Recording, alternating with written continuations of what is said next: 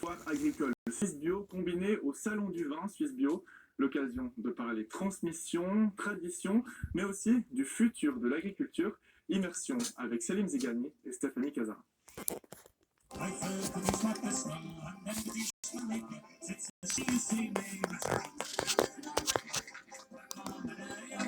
L'agriculture et la viticulture biologique, ils en ont fait tout un foin ce week-end à Moudon, mais dans le bon sens du terme, avec des concerts, des animations et des ateliers. Au total, 120 exposants et 40 producteurs ont présenté leur travail et échangé avec le public. Avec l'évolution des habitudes de consommation, la manifestation connaît un succès grandissant. C'est la plus grande foire suisse de l'agriculture et de la viticulture bio. L'idée, c'est vraiment de pouvoir présenter un petit peu tout ce que font nos producteurs suisses bio.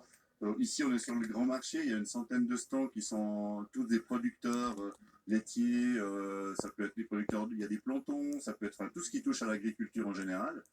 De faire le lien en fait direct entre le consommateur et le producteur.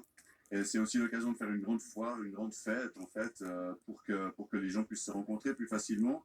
Ça devient difficile le contact direct avec la ferme. On avait vu une belle avancée pendant le Covid et malheureusement il y a eu un retour des choses.